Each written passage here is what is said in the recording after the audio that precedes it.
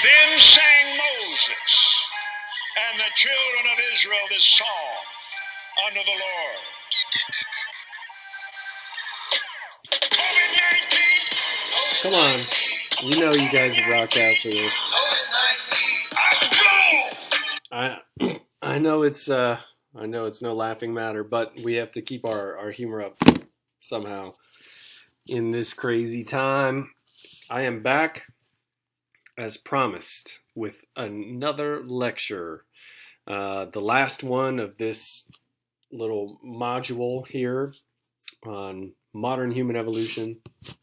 We're talking about culture and cooperation and how that is a part of human evolution and one of the things that makes us sort of unique. Here are some fun facts about humans being unique. First is that if you take up all the people on the face of the planet together, our biomass, so I guess our organic matter, is about 8 times the combined biomass of all vertebrates on land. That's pretty crazy. And it's also equal to all of the 14,000 species of ants. But it's also kind of impressive that ants have a biomass that is about the same as us. Our brains are about 3 times larger than those of chimpanzees. So remember, we're sitting somewhere between 1,300 and 1,400 cc's on average, closer to 1,400. So, chimpanzees are between like, let's see, what is that? 400 and 500 cc's, something like that. Now, by about 48,000 years after the first major wave of migration beyond Africa, humans had covered all of the earth basically except for Antarctica and certain islands in the Pacific. Okay, so we are the only species of animal that has such a large range that covers that many different ecosystems all over the planet. Right? So even though we are apes, we are animals, there are some things that make us pretty unique. Now, one of the things that's enabled us to do this is culture.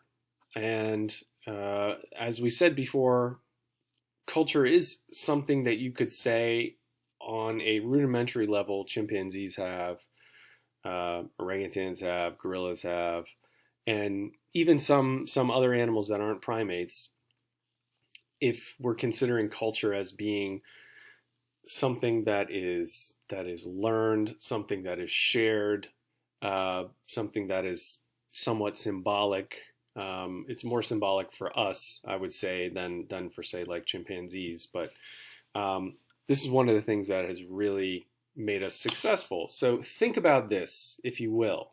And I created this when I was deep into The Walking Dead, which sometime during the 9th season, I was just like, okay, all right, that's too much. It's too much now. But on this lockdown, I might be bored enough that I start watching again. But think about this. Let's say there's a zombie apocalypse. Okay? Put yourself there. You've been in a coma. Does this sound familiar? When you wake up from this coma and you find that there's been a zombie apocalypse, and somehow you miraculously wake up out of this coma on your own, there's no electricity. There's no gasoline left. There's no internet. Yeah, no electricity, right? There's no heating and air conditioning. There's no telecommunication. There's no cell phone. There's no TV. There's no faxing. There's no beepers or pagers. No satellite phones. Now, with all that, could you do things like, could you make a fire? Could you just basically make a fire? And let's say just for the sake of argument that you can't find a lighter, okay? Can't find a lighter, you can't find matches. Because, of course, everybody's already scooped those up. I mean, look at what we're living in now, okay? You can barely find toilet paper. So imagine if there's a zombie apocalypse, right? You can't find lighters anywhere. Forget about it. How are you going to make a fire? I know, we've all seen the movies. Oh, you rubbed your sticks together. Let me tell you, I was a Boy Scout, and I did that, and I almost went on a pseudo homicidal rampage. It took so long, and it was so frustrating. It's not easy, okay? It's not easy. You kind of got to know what you're doing. Could you make clothes? Could you make clothes if you needed to? If you needed some new clothes, some fresh clothes? Could you smelt iron?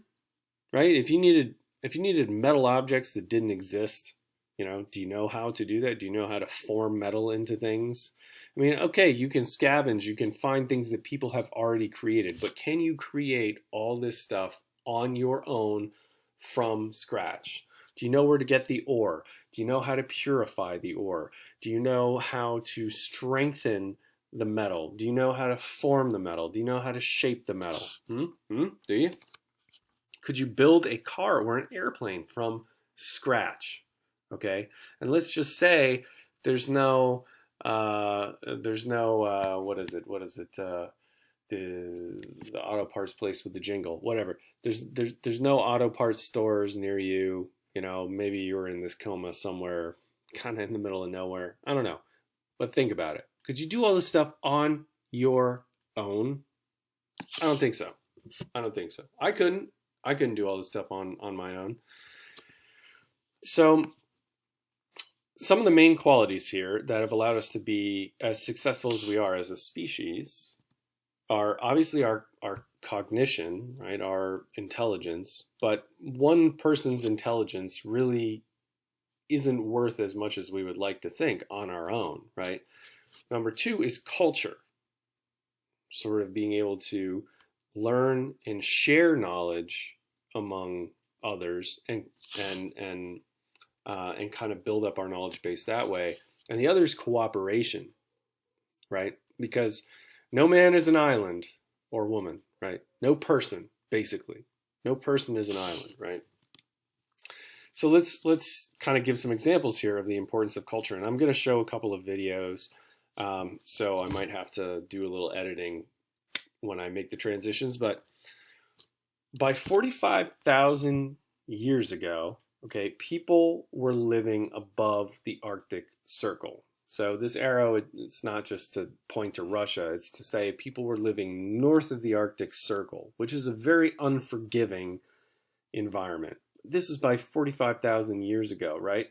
Remember that according to the vast majority of data that we have today, and the kind of agreement of most anthropologists, paleoanthropologists, people really started to leave Africa en masse 60,000 years ago.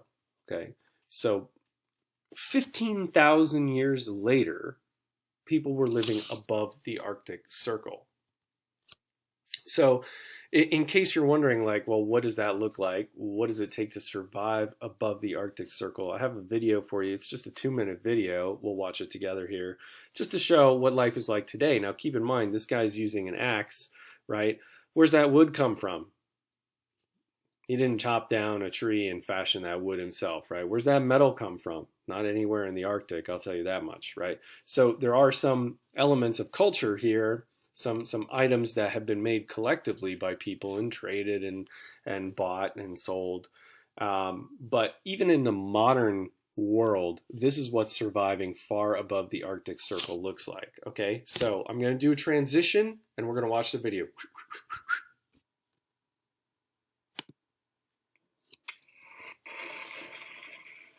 It takes a special kind of toughness to live and work far above the Arctic Circle. It is tough, but I think harsh is more the word to use, because especially this time of year in the wintertime, that the daily weather can change so quickly. With no underground plumbing in their hometown of Tuktoyaktuk, at the very top of Canada's Northwest Territories on the Beaufort Sea. In the winter, James Pokiak and his wife Maureen trudge out to a frozen creek to cut ice.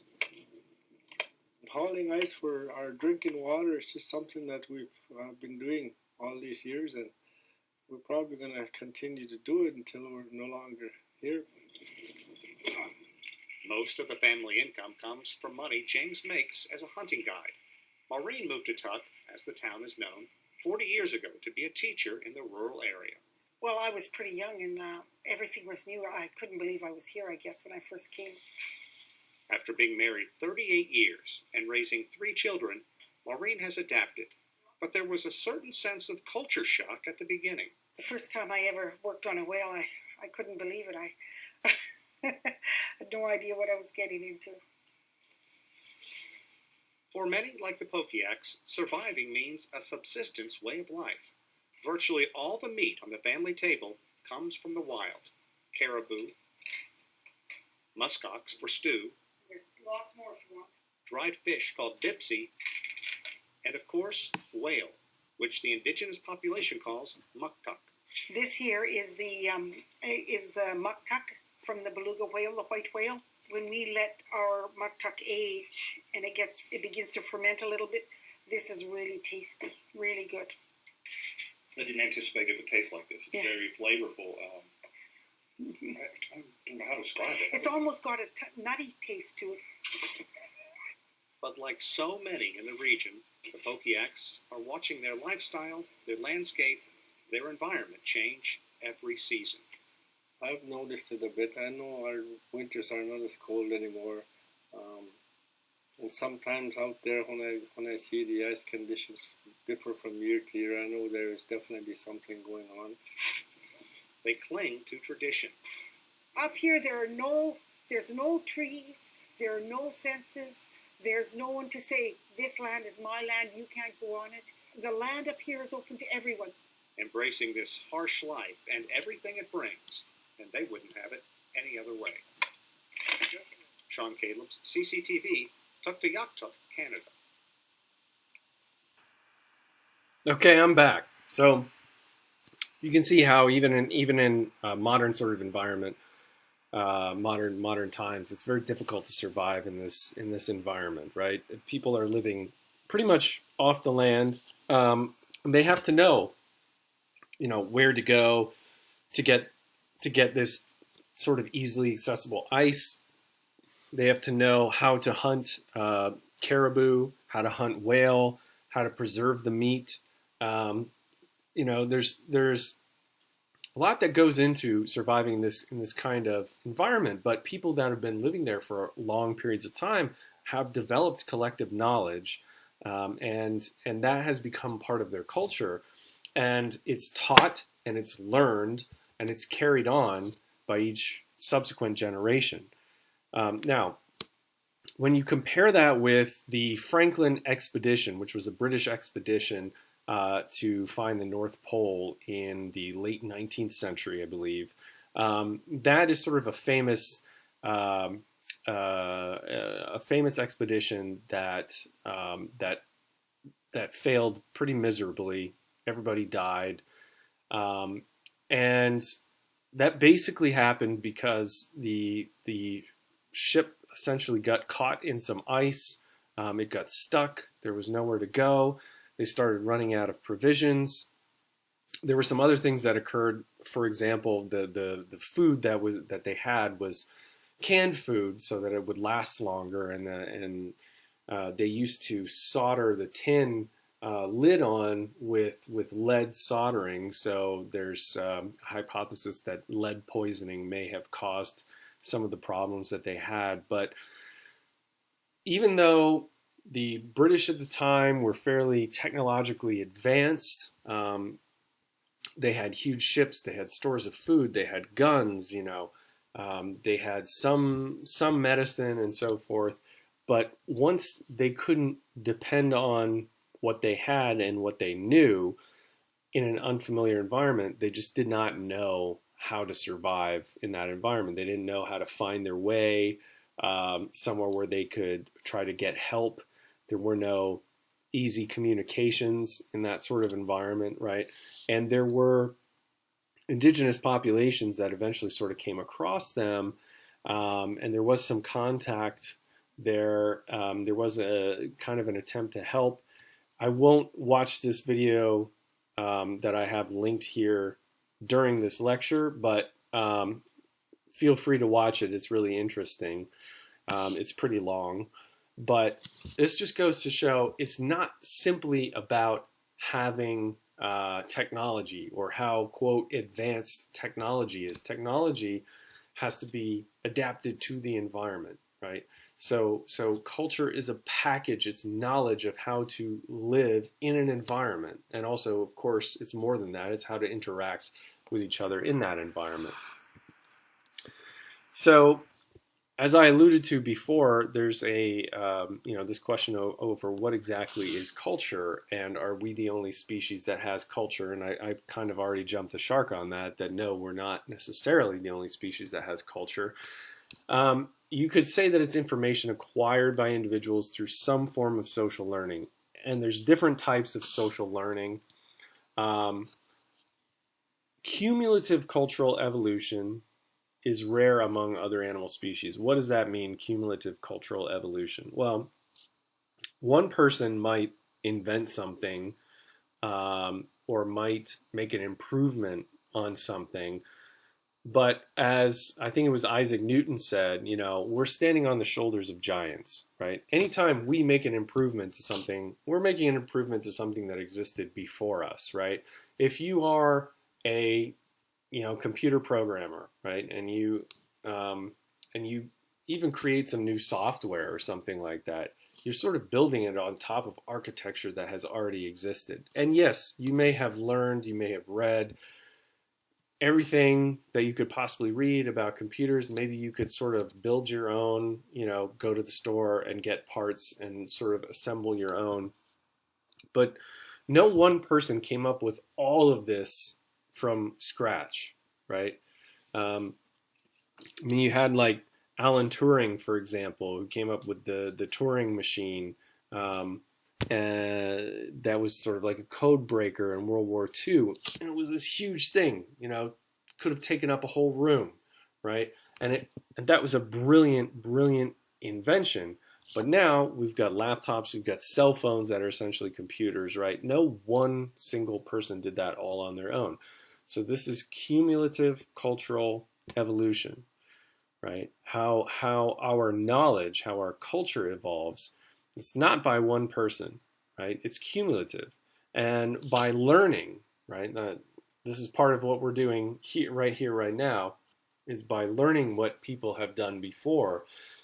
It's more efficient. Why reinvent the wheel? Literally, and this is something that's rare among other species. Chimpanzees do engage in some forms of social learning, observational learning, but they don't really exhibit cumulative cultural evolution. So there's sort of a spectrum of cultural learning as far as, like, on one end, you have types of learning that don't tend to preserve innovations so that in the next generation, those innovations can be improved upon and you can get more and more and more complex things.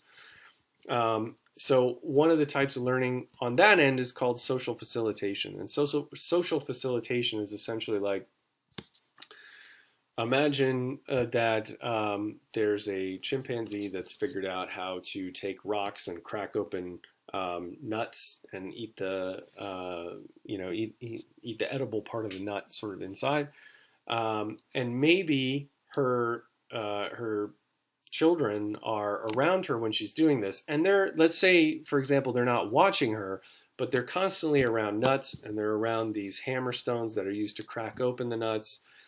And just because they're around the necessary components, they may figure out eventually on their own kind of how to do that, right? So that's social facilitation.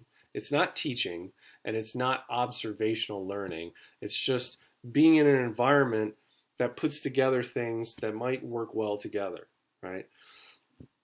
Observational learning, on the other end of that spectrum, tends to be better at preserving innovations. And what that is literally like imitation. That would be where the child of a chimp mother is watching her take these stones, crack open the nuts, They watch her figure out which stone is going to be the best, which nuts are the best, and then they imitate her, right? So they sort of preserve those observations. So that's observational learning. Emulation is somewhere in between, where maybe you're not paying too close attention to exactly how that mother is breaking open the nuts, but you notice that, oh, there was this really tough nut to crack, and then later, after my mom did something here, all of a sudden now it's open and I can eat it. And how did she do that? And it's sort of like figuring it out on your own. You know that she did it. You didn't exactly see how she did it, or you weren't paying attention, but maybe you can kind of figure it out on your own. So that's emulation. So in order to have cumulative cultural evolution, you need something that's going to preserve innovations, right? That's super important. So I'm going to play this next video. We're going to watch this together. And then I think I'm going to sort of cut off part 1 of our lecture and pick it up with part 2 just to break this video up, okay? So I will be back. Doodle-doo, doodle-doo. Uniquely our own. A key clue comes from a new experiment. Back at the University of Texas, Victoria Horner shows a chimp how to operate a puzzle box to get a piece of candy. First, she taps. Then she slides.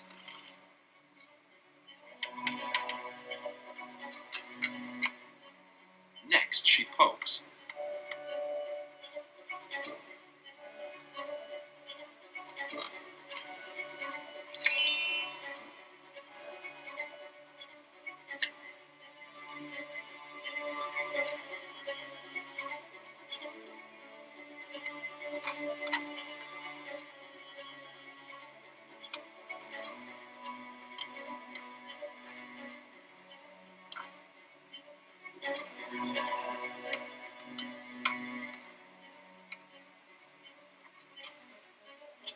The chimp copies pretty well and gets the sweet.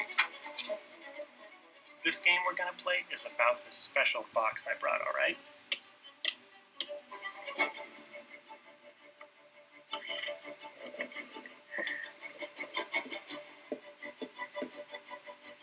There's a gummy bear. It's your turn.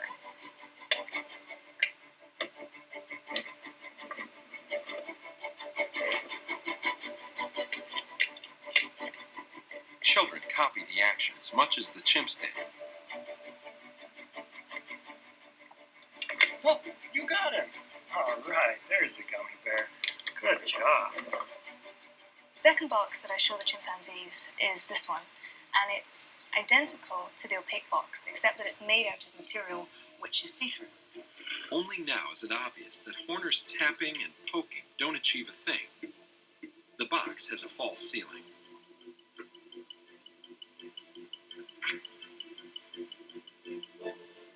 The chimps cut to the chase. They skip the needless steps. For the apes, it's all about the treat. What this study shows is that apes don't just mindlessly ape. They also understand something more about cause and effect.